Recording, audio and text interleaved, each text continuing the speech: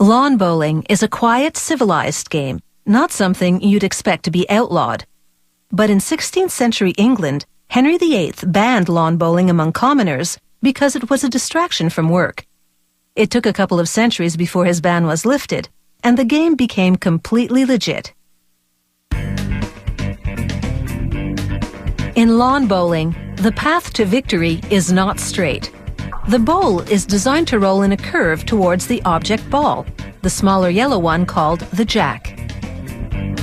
For many years, lawn bowls were made of a tropical hardwood called Lignum vitae, but as this wood has become increasingly rare, manufacturers have turned to melamine, and unlike wood, melamine doesn't change shape with temperature and humidity fluctuations. Production begins with melamine granules that have been pre-dyed in a variety of colors to appeal to individual preferences. An employee scoops the granules into a tub and weighs them. Lawn bowls come in a range of sizes to fit different hands, so the weight varies accordingly. He drapes a cloth over the melamine granules and holds it in place with pieces of wood. Then it's into a machine called a preheater. It uses high-frequency radio waves to melt the plastic into putty. The cloth absorbs moisture generated in the process. All those melamine bits have now merged into a malleable mass. He squeezes it to reshape it a bit so it can be inserted into a molding press. This 150-ton press forces the plastic dough into a hot mold to shape it into a lawn bowl. This lawn bowl may look round, but it's not a perfect sphere. This slightly irregular shape will cause it to roll into a curve. He marks the size and other information onto it. And then it's over to a computerized lathe. It spins the lawn bowl while the blade carves it to perfect that asymmetrical shape. Other tools then etch 2 rows of half-moons onto the surface. This engraved pattern makes the lawn bowl easier to grip. The next blade slices off the nubs used to spin the lawn bowl in the lathe. It also smooths the surface until all evidence of the nubs disappears. This receptacle uses suction power to hold the lawn bowl steady while a carousel moves it forward to undergo a vigorous polishing. This polisher rubs paste onto the surface to buff the lawn bowl to an even sheen.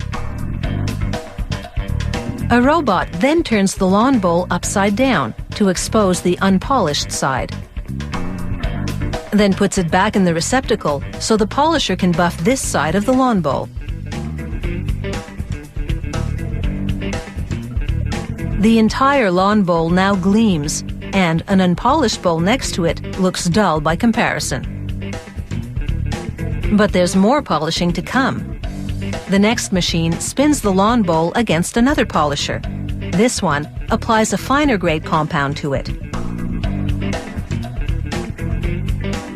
Down the line, lasers move in unison to engrave the same emblem onto 4 bowls. It's a Scottish thistle, one of over 4,000 team insignias available at this production facility. Each lawn bowl then goes for another spin, and an employee paints over all the detail work. He wipes the paint from the surface, but it remains in the engravings to accentuate them.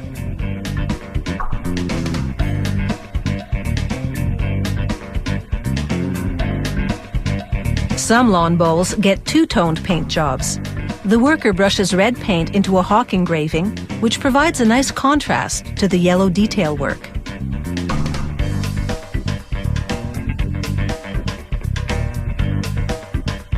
Then, it's over to the testing department, where they roll each bowl down a chute and check its swerve.